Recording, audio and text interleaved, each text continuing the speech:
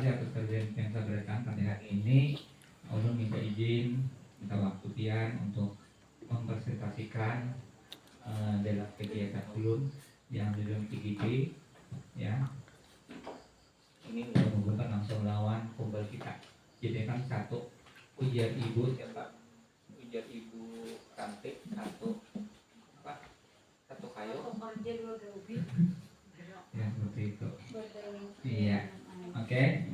Nah, ini konsep inti budaya positif itu ada beberapa macam. Yang pertama adalah perubahan paradigma belajar, disiplin positif, nilai kebajikan, kebutuhan dasar manusia, motivasi perilaku manusia, posisi kontrol dulu, keyakinan preferensi, juga restitusi.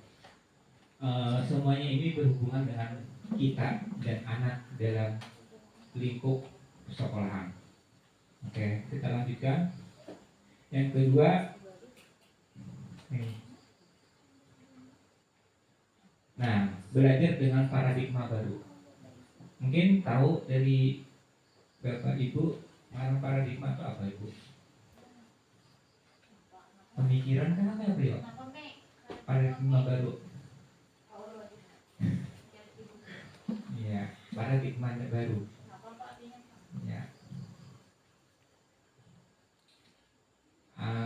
Ini kan versinya macam-macam, pengertian paradigma itu macam versinya di mana kalimat sesudah atau sebelumnya. Nah, mungkin Pak Lukman bisa membantu paradigma apa Pak? Paradigma itu setahu saya dari perkuliahan dulu itu seperti semacam sebuah sudut pandang. Iya, atau pemikiran baru mungkin. Iya, terima kasih. Jadi kita lanjut. Paradigma baru keyakinan apa? Bisa juga keyakinan baru, keyakinan atau pemikiran. Nah, jadi kan paradigma itu bisa kita diartikan, bisa tidak. Paradigma itu tidak satu arti karena bisa kata sebelum dan sesudahnya. Begitu ya Pak Lukman? Oh iya, oke. Kita lanjutkan ya. Ini pembelajaran dengan paradigma baru merupakan pembelajaran yang dirancang berdasarkan prinsip pembelajaran berdiferensiasi sehingga para peserta didik belajar sesuai dengan kebutuhan dasar tahap perkembangan sesuai dengan teori psikologis modern untuk mewujudkan profil pelajar Pancasila. Sekarang ini kan dulu kita kan menggunakan K13. Sekarang ini mengarah kepada berpihak kepada murid dan profil Pancasila. Artinya dalam pembelajaran di sekolah itu kita berpihak kepada murid. Apa yang ingin murid kita bimbing, kita arahkan. Artinya kita siap aja. Kita sebagai guru itu diperlihatkan sebagai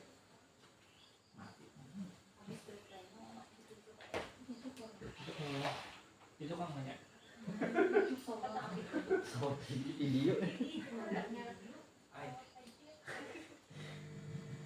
Ya, dan bahwa kita itu sebagai pelayan untuk siswa kita. Jadi apa yang mereka inginkan kita layani. Nah, dalam pelayanan itu kadang kita namanya melayani ini minyak pula akan bertingkah laku dan sebagainya itu kayak apa. Kita melayani apa yang keinginan mereka. Makanya kan ini disebut dengan merdeka belajar. Akan-akan yang belajar merdeka. Nah, kemudian di mana mereka belajar itu harus sesuai dengan profil Pancasila. Di dalam profil Pancasila ini ada 6 macam. Yang pertama itu kebenekaan. Oke, pertama tentang keimanan, kedua kebenekaan, ketiga gotong royong, keempat mandiri, kelima benar kritis, dan terakhir ada kreatif. Nah, itu adalah tentang profil Pancasila. Intinya kita berpihak kepada murid adalah mereka itu belajar bebas dan berpacu kepada profil Pancasila. Itu sebenarnya sulit bagi kita, tapi kalau kita sudah memahami begini kan, akan memang pertama kalinya sulit, tapi ini sudah dengan seiring waktu kesulitan kita akan teratasi begini dan begini kan. Intinya kita merubah manusia itu kada bin salabin, tapi dengan proses. Sama dengan kita membuat bangunan. Kalau bangunan itu cepat prosesnya, tapi kalau membuat manusia itu akan lambat. Tapi jangkanya lambat, tapi jangkaunya akan berdampak luar biasa. Kita lanjut. Nah, perubahan paradigma, kegiatan kepalan tangan. Mungkin bisa Bapak Ibu ke depan berdua. Silakan berdua. Nyaman lah pasti atau memang. Silakan. Oke, silakan Bapak Ibu, silakan yang mencoba atau mewakili temannya. Berdua orang. Iya, 2 orang.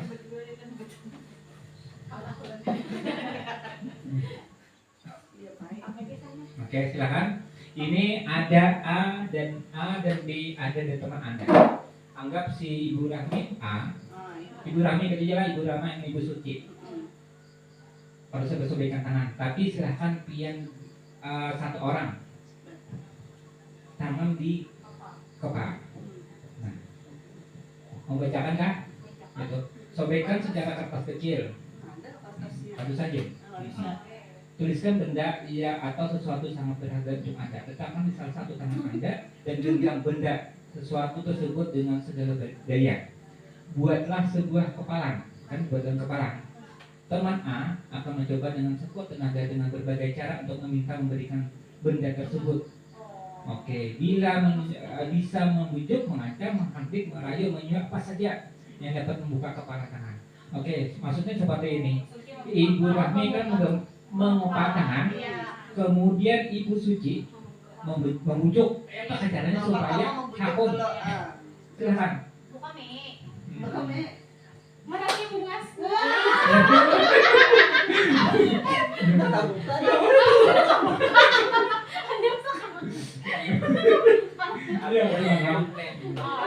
Intinya Ibu Suci berusaha membujuk mulai apapun yang dilakukan supaya si Rahmi bisa akhirnya membuka. Bujang dulu Cik, bujang dulu. Ada perlu aneh sama ini lama. Mau nggak tidak kasih Rahmi membuka? Ini Pak Hakunan Pak. Ya. Silakan. Pakai rayuan nggak Pak? Terserah dia atau mau dia. Ya gombal karena pokoknya intinya merayu lah sebisa mungkin. Iya. Silakan. Mi ada kalau ada Mi? Ada. Ini bukan selera saya. Iya. Oke. Ini mau dia berdatang Mi. Kan banyak melodi di situ ya apalagi. Apalagi ya? Nah itu bisa tuh. Huruf kah? Huruf kah kalau yang bisa lawan namun itu akan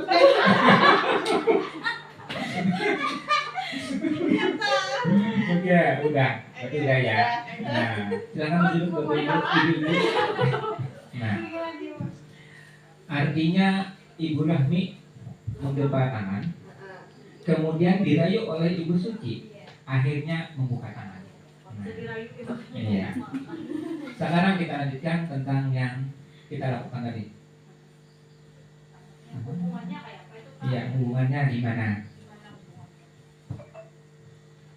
Nah, ini hubungannya ke sini. Mengubah paradigma stimulus respon ke pendekatan teori kontrol. Tadi kan si Rahmi memberikan rangsangan, kemudian Suci merespon. Rangsangannya itu tadi. Ya. Kemudian respon apa supaya membujuk tadi, membujuk si Rahmi supaya membuka. Pada akhirnya adalah memberikan uang 10.000. Akhirnya si Rahmi membuka. Nah, oke, kita lanjut lagi.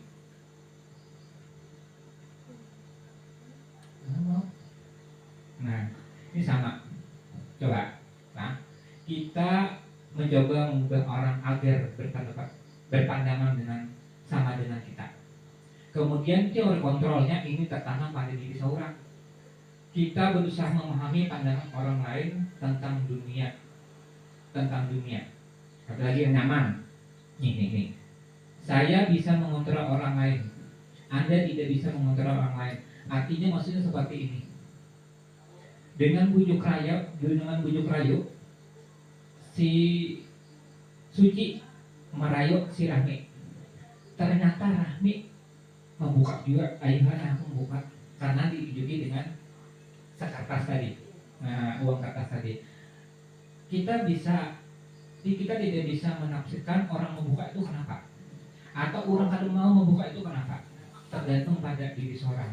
intinya kita tidak mengontrol pada diri seorang aja. Akunya nggak buka ada. Kenapa jadi aku mengontrol? Kenapa aku jadi membuka itu punya alasan? Ya kan? Setiap tindakan pekerjaan pasti ada alasannya. Ya, murid kita misalnya I-nya bakal lahir, ada alasannya. Dia bolos, ada alasannya. Dia kuliah belajar, ada alasannya. Tiap perbuatan itu pasti ada alasannya. Nah, kita lanjut lagi. Berikutnya, miskonsepsi tentang teori kontrol. Namanya kontrol itu tahu baik loh, mengendalikan. Nah, kita seorang guru, ilusinya guru mengontrol murid. Ilusinya ini bahwa semua penguatan positif, efektif dan bermanfaat. Benar aja, tapi ini tidak selamanya. Nanti ulun bahas nih tentang motivasi perilaku manusia.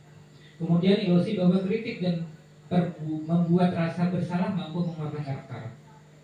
Ini terkadang tertanam kita kepada anak-anak, mana kekanakan, ataupun kita kegayaan bisa juga. Nah, tapi ini bahwa orang dewasa itu berhak memaksa, benar dalam hal positif, tapi tidak selamanya itu benar. Kita lanjut lagi yang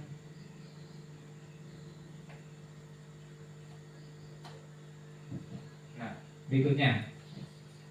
Disiplin positif itu berasal dari kata disiplina, ya kan? Artinya belajar. Disiplin mengacu pada disiplin diri yang memiliki tanggung jawab terhadap apa yang dilakukan berdasarkan nilai-nilai yang diyakini. Oke, merupakan salah satu cara penerapan disiplin bertujuan untuk menumbuhkan kesadaran. Ya, disiplin itu menumbuhkan kesadaran. Misalnya di dalam ulun membersih diri seorang. Kita dalam sekolahan itu ada disiplin. Ya, kalau dengan disiplin itu akan menumbuhkan kesadaran. Bahasnya ini contohnya mengamankan kan itu tentang peraturan apa itu sebenarnya itu sebuah paksaan tapi mendisiplinkan kita.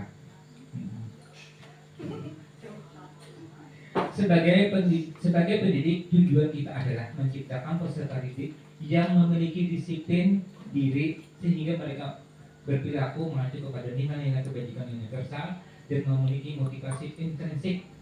Nanti ini akan kita bahas di berikutnya, nilai kebajikan universal itu kayak apa, kemudian memiliki motivasi intrinsik itu kayak apa dalam perubahan perilaku ke arah yang lebih baik. Ini sebenarnya bukan sekedar murid saja, tapi kepada diri kita pun.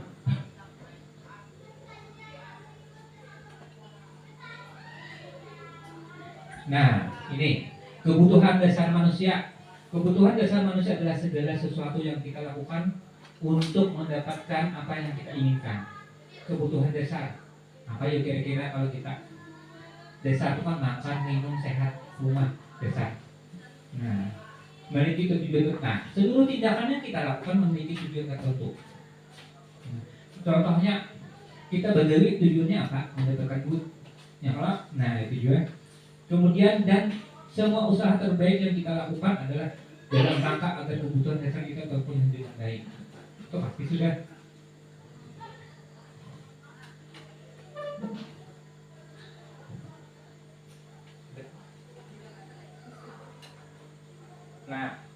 Nah ini dia 5 kebutuhan dasar manusia. Nah pertama bertahan hidup.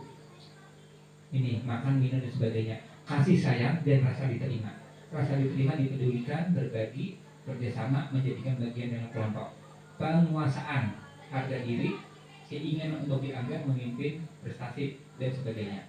Kemudian kebebasan. Namanya bebas itu kita anak berapa buat yang Allah bebas. Nah, mandiri memiliki pilihan dan sebagainya. Kemudian kesenangan ini bermain, humor, antusiasme, tertawa dan sebagainya.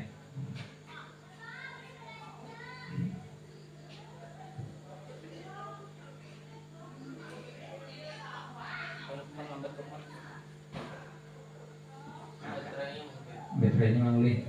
Nah ini kesenangan merupakan kebutuhan untuk merasa senang. Cinta kasih sayang kebutuhan untuk diterima. Contohnya siswa kita. cinta kasih sayang. Oh nanti ini akan dulu lah, karena nanti ada contohnya. Kebebasan, kebutuhan prima dan sebagainya. Tadi sudah Bapak ulun ceritakan, mempadahkan. Kemudian berikutnya, nah ini contohnya sesuai dengan 5 kebutuhan dasar manusia. Ibu guru bilang, aku tidak boleh bersenandung sewaktu mengerjakan tugas. Katanya kelas harus tenang, tidak ada suara. Padahal aku suka dengan dan senang bernyanyi. Mungkin bisa membantu apa kira-kira sesuai dengan ini tadi? Sesuai dengan, nah yang ini, nah sama.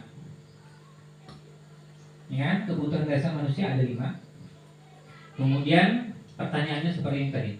Nah, nomor 1 itu kira-kira apa jawabannya? Kebutuhan apa? Butuh kasih sayang kah? Butuh apa tadi? Nah, ulun bukaan kembali ya. Nah, bertahan hidupkah? Kasih sayangkah? Penguasaankah? Kebebasankah atau kesenangan? Nah, yang pertama kesenangan. Oke. Lanjut soal yang kedua. Ibu guru tidak menyapaku hari ini. Padahal aku pakai jepit rambut. Ya, jepit baru. Itu kebutuhan kasih sayang. Lanjut yang ketiga. Mungkin Bapak Lukman bisa bantu Pak Lukman. Oke, nomor 3 tuh aku bosan, masa belajarnya cuma begitu saja dan mendengarin ibu guru aja. Kesenangan. Oke, kemudian yang nomor 4 atau yang terakhir, Ibu Rahmi mungkin. Ulun bukakan kembali. Bertahan hidup, kasih sayang, merasa diterima, penguasaan, kebebasan dan kesenangan. Oke, lanjut. Nah, kira-kira nomor 4 itu apa?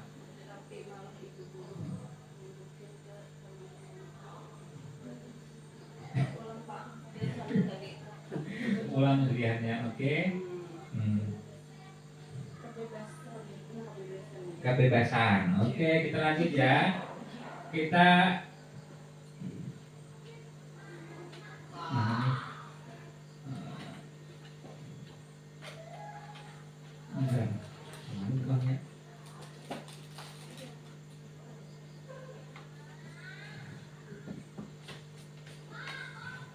mantap belum ya? Oke, udah. Yang pertama tadi apa? Kesenangan. Yang kedua,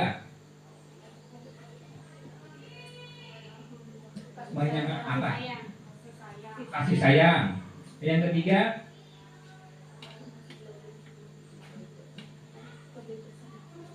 kebebasan. Betul. Yang keempat,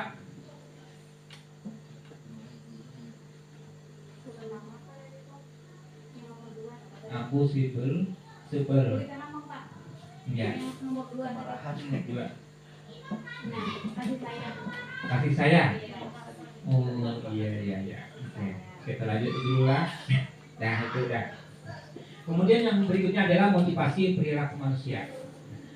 Motivasi perilaku manusia itu kemana? Ada pada kawan kita keseberkaan bahwa motivasi itu ada 2. Yang pertama adalah intrinsik, ekstrinsik lawan intrinsik. Kalau ini adalah di dalam diri, biar tergantung kita aja lagi. Artinya kan tergantung pada diri kita. Nah, kalau ekstrinsik itu dari luar. Nah, dari luar ini untuk menghindari ketidaknyamanan. Kan karena dipaksa tuh. Kemudian untuk mendapatkan imbalan atau penghargaan dari luar aja. Tapi kalau motivasi intrinsik atau dari diri kita seorang untuk menjadi orang yang mereka inginkan dan menghargai diri sendiri dengan nilai yang mereka percaya. Artinya hendak dihargai kah, hendak kada kah, hendak ada hukuman atau kada, tapi tertanam dari diri kita. Nah, jadi kalau intrinsik ini ada akan membuat kita sakit hati. Ya, kalau di dalam orang namanya jadi apakah? Kalau kita tanam diri kita aja, orang yang memberi penghargaan, kan mengajak dan sebagainya, yang peduliakan. Dan memperhatikan kalau Bapak, kalau kita sudah dekat tanam, maka ada masalah. Tapi kalau ini mendapatkan imbalan atau penghargaan, kita usah itu macam, ternyata kalau diberi hadiah, apresiasi segala macam, maka akan jika hasilnya, ya kan? Nah, makanya inilah yang paling kuat nih dalam diri. Ini akan bertahan lama. Kalau ini tidak akan bertahan lama. Bila ada penghargaan, ular bilang misalnya. Nah, oke, kita lanjut.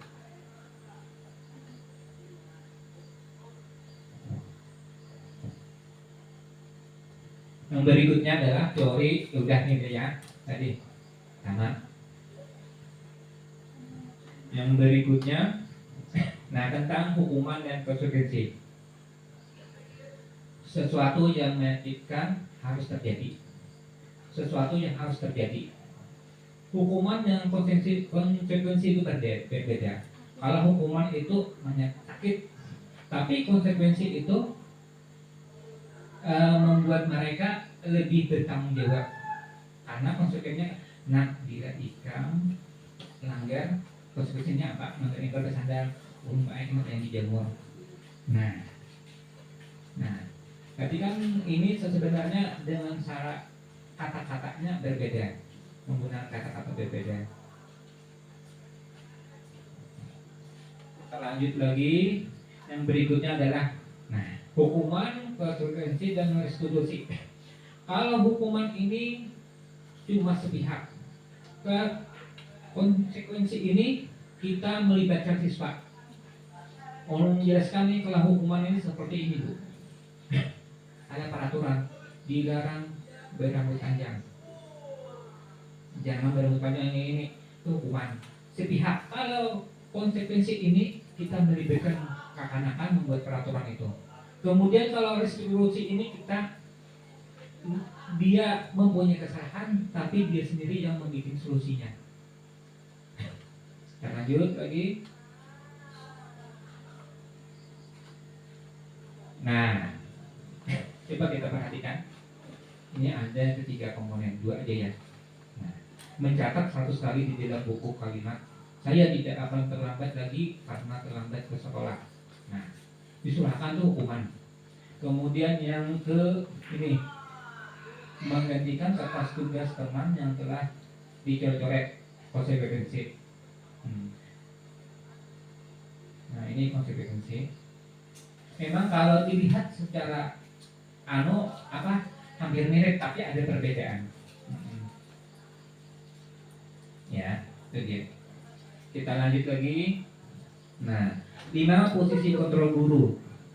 Nah, kita mengontrol. Ada 5 pengontrolnya. Menghukum. Masih ikan berdiri sana. Nah, kemudian membuat dia bersalah. Kemudian sebagai teman, kita sebagai teman lawan guru, lawan murid. Kayak apa? Karena ada contohnya. Memantau dan manajemen. Nah, dari kelima kontrol ini yang paling bagus adalah sebagai manajemen. Ya, paling bagus. Semuanya ini bagus, tapi ada porsinya masing-masing. Kalau hukuman ini akan membuat kekanakan jerak atau sakit hati. Nah, membuat kesalahan, dia merasa bersalah. Kemudian kalau teman, dia merasa masing-masing dihargai. Memantau, kita memperhatikan. Kemudian manajemen ini, dia membuat kesalahan, tapi dia yang mengakhiri, memberikan solusi sendiri. Oke, kita lanjut. Contohnya adalah, nah ini, kelihatan nih. Nah, harus dipakai yang benar. Nah ini, contoh penerapan 5 posisi kontrol guru. Kasusnya siswa tidak memakai atribut lengkap saat upacara bendera. Kita lihat di sini dulu. Nih, kasusnya apa? Tidak memakai kelengkapan sekolah atau atribut. Nah, kalau itu sebagai penghukum, kayak apa kalimatnya? Nah, seperti ini. Kalau kita sebagai teman atau membuatnya bersalah, berapa kali nak ibu sudah memandai tiang, bapak sudah menerima, kamu selalu mengecewakan ibu bapak, itu masuk kesalahannya. Berarti sebenarnya cuma kata-kata yang harus kita bedakan. Ini ada selalu kata-katanya. Kemudian lanjut lagi. Ya. Nah, kalau sebagai teman, ayo dong ikuti aturan sekolah, seolah kita kayak kawan.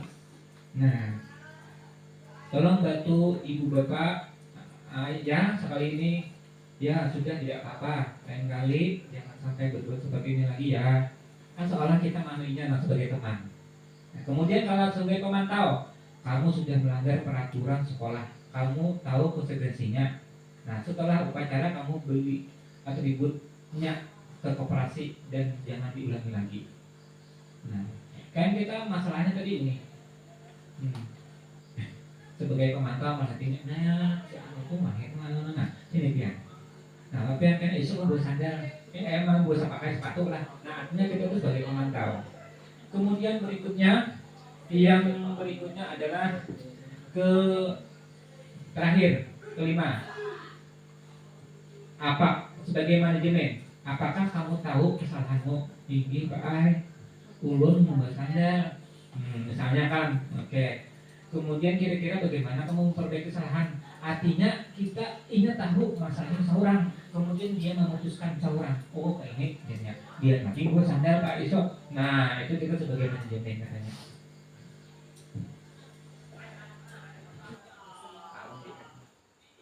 Lanjut. Nah ini saya kecewa sekali dengan kamu. Ini termasuk manaku.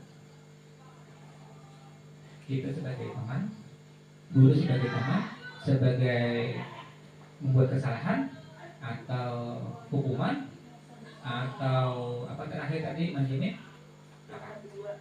Yang kedua kita lihat besok belum kita. Teman lain-lain sepertinya risiko hukum Pak. Nah ini dia.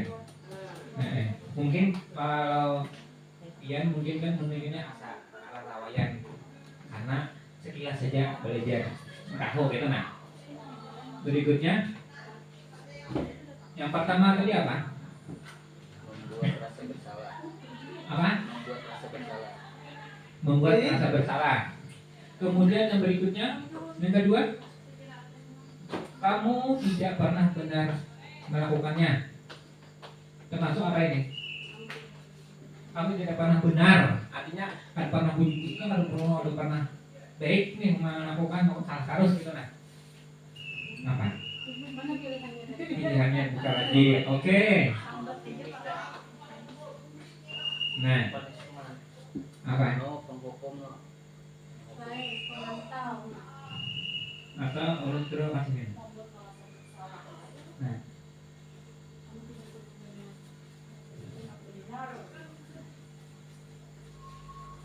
apa? Oke, udah. Ya. Kemudian yang berikutnya, apa rencanamu untuk menyelesaikan masalah ini? Sebagai apa ini? Manajer. Manajer. Artinya dia tahu kesalahannya, namun dia yang mengakhiri, artinya menyimpulkan apa yang harus dilakukan. Nah ini, ayolah lakukan demi Bapak Ibu. Sebagai apa? Ayo. Sebagai teman. Iya. Artinya kita menggunakan kata-katanya kayak Pak. Nah itu sebagai hukuman kan kata-kata kita itu. Kamu tidak pernah mendapatkan nilai jika tidak mengerjakan tugas. Ini hukuman kah? Atau merasa bersalah kah? Apa?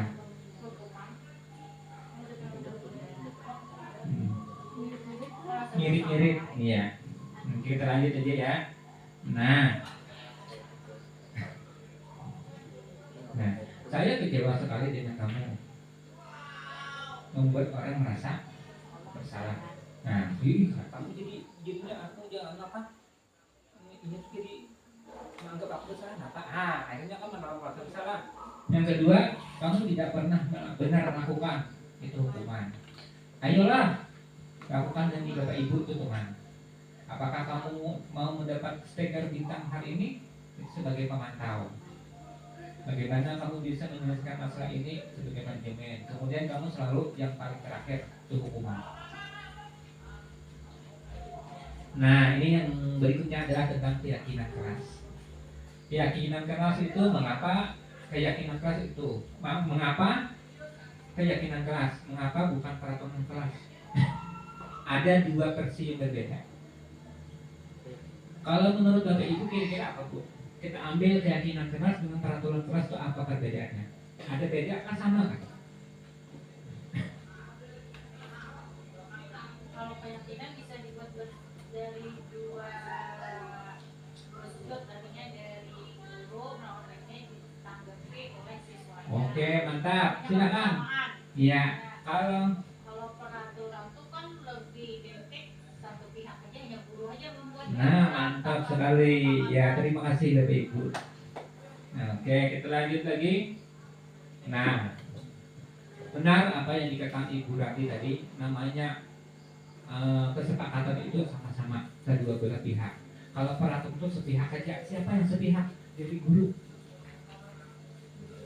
Oke, pembentuk keyakinan keras apa saja? Bersifat abstrak, berupa pertanyaan universal, dibuat dengan dalam pernyataan positif sedikit saja agar mudah diingat. Ya, sesuai dengan kondisi kelas dan berbeda. Kemudian terakhir semua warga sekolah warga kelas dilibatkan saat membuat keyakinan. Nah, artinya membuat keyakinan itu sama-sama seakan-akan. Contohnya, misalnya kan lo pelajaran IPS. Nah, ketika pelajaran IPS, kita membuat kesepakatan dulu kan? Ya, kesepakatannya apa Pak? Mau pian banget Kak? Jangan masuk terlambat. Jangan. Lo jangan tuh banyak ada kata jangan. Kalau boleh jangan. Tapi kita kumpulkan. Oh, izin ke isi sekali aja. Misalnya, ketika guru menjelaskan dengarkan. Ketika guru memberikan tugas atau apakah kerjakan. Nah, lalu kita simpulkan. Oke. Nah, yang berikutnya. Nah, ini apa nilai kebajikan atau keyakinan yang diangkat dari peraturan berikut? Peraturannya menggunakan helm saat mengendarai motor. Langsung aja lah. Nah, ini gunanya untuk apa? Keselamatan, membuang sampah untuk kebersihan. Dilarang menggunakan kata kasar adalah bersikap positif. Nah, itu gantiannya gue supaya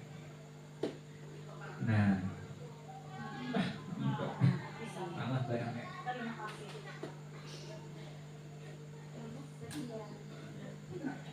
Nah, ini mengapa tidak peraturan saja? Mengapa harus keyakinan? Nah, tadi sudah kan? Nah, intinya kalau peraturan itu dari luar, kalau kesepakatan itu dari diri seorang, dari kalangan seorang, kalau ini Pak, ini dianya. Nah, itu lebih terasa bagi mereka. Dan itu merasa bahwa bedanya mengawinnya sudah ada apa lagi kita Nah, dalam langkah-langkah utama untuk membuat keyakinan keras serta pendalamannya yang pertama adalah tahapnya nih. Peraturan yang ada tuh diungkap dulu. Yang ada peraturan di sekolahan tuh. Kemudian langkah berikutnya adalah mengubah peraturan tadi menjadi kalimat yang lebih positif.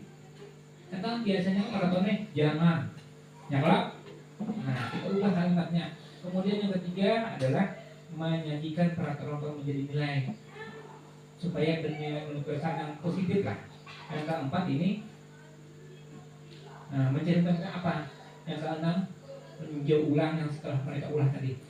Kira-kira ada yang pindah mirip Pak? Ya, tenang. Lalu di garis bawahi. Nah, ini pertama lewat asalnya peraturan kelas. Kemudian peraturan ini kita ubah menjadi keyakinan. Apa? Kita ubah di mana ya? Tentang kata-katanya dulu. Jangan diganti dengan apa? Kan jangan. Oh, jangan bersandar, jangan memakai sandal di kelas. Kita ganti dengan kalimat apa Bu? Kira-kira jangannya supaya jangan ada lagi. Diharapkan jangan diharapkan. Apa? Yang lebih santun. Dimohon untuk tidak pulang ya. Oke, udah kita lanjut aja ya. Kemudian,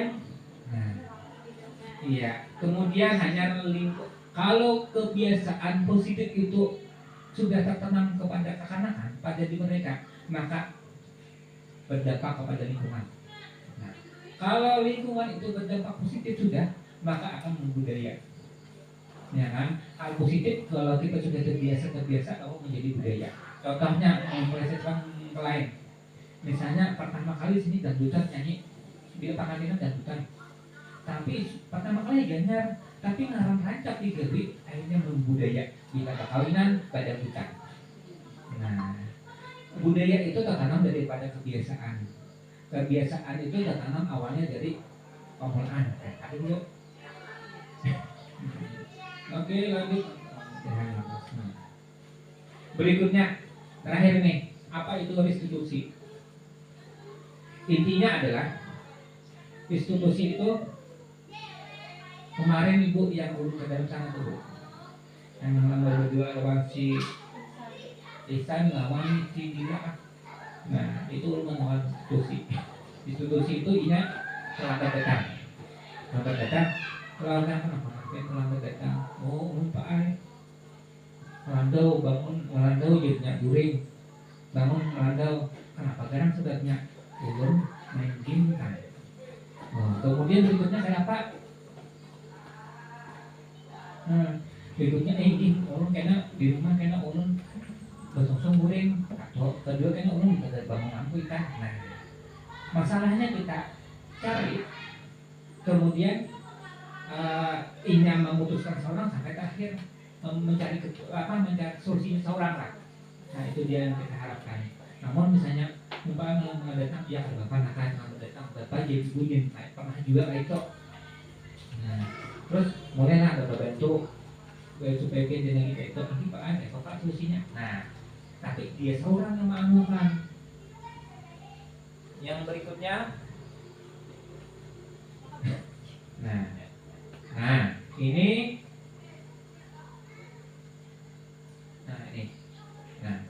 Segitiga restitusi ini yang pertama adalah menstabilkan identitasnya dulu. Ini tadi. Kemudian kedua memvalidasi kesalahannya tadi. Kemudian yang menanyakan keyakinan. Keyakinan ini solusinya seorang. Oke. Seperti apa dalam? Nah, ini karena menstabilkan identitas supaya apa? Ini dia isinya di dalam. Contohnya, buat salah tidak apa-apa. Berbuat salah tidak apa-apa. Nah itu. Kemudian kalau tidak validasi tindakan yang salah, kamu pasti punya alasan. Nah kemudian kalau menanyakan keyakinan, nah kira-kira kaitannya kayak apa? Apa nih? Nah jadinya kan memikirkan seorang ini. Lanjut lagi. Nah ini udah. Kemudian yang, nah ini tahapannya menstabilkan identitas. Yang pertama, yang kedua, yang ketiga. Nah, kemudian ini, nah identitas gagal dan identitas sukses ada dua. Kalau dalam hukuman itu dikatakan gagal karena hukuman. Kalau identitas sukses itu disiplin. Pertama dengan konsekuensi dengan restitusi. Ini membuat sesuatu yang membuat akan sukses. Namun kalau identitas gagal ini dampaknya negatif. Kalau konsekuensi itu netral, masih netral. Tapi kalau restitusi itu adalah positif. Dia mempunyai masalah, ditakuni masalahnya kenapa? Kenapa sebabnya? Kemudian dia mengakhiri seorang, oh ini berarti lupa leh. Ada lagi guring terlambat, yang langsung bangun. Nah ini berpikir seorang. Cuma kita mengarahkan aja. Nah sudah, terima kasih. Nah ya itu aja yang ulun sampaikan. Setidaknya ada gambaran kecil yang kita tahu, walaupun kecil barang. Ulun apa? Ulun yang ibaratnya anujin masih belajar, ya kan? Atau yang setidaknya biar ada tahu lah. Itu itu ternyata ini nih, kayak ini nih. Jadi gambaran kecil aja lah. Kebudayaan positif ini coba kita awali dengan hal kecil dulu. Ya. Ada peduli orang hendak mereka menyentuh, iyanya kemudian begitu makin tantangan kepada diri kita seorang. Nah, kalau sudah kawanan itu atau anak-anak melihat hal yang positif, mungkin yang lain akan mengikuti. Nah, kalau sudah diikuti yang positif itu kan menjadi lingkungan positif, kemudian menjadi budaya itu sudah biasa. Contohnya di sini, ulun dulu waktu datang sini masih mendengar ini kata-kata dia, aku ikan, berubah dengan pian. menjadi kebiasaan, menjadi budaya gitu. Oke, terima kasih sampai sekian. Minta maaf bila ada salah kata waktu Pian dan Persita belum menyampaikan. Terima kasih. Assalamualaikum warahmatullahi wabarakatuh.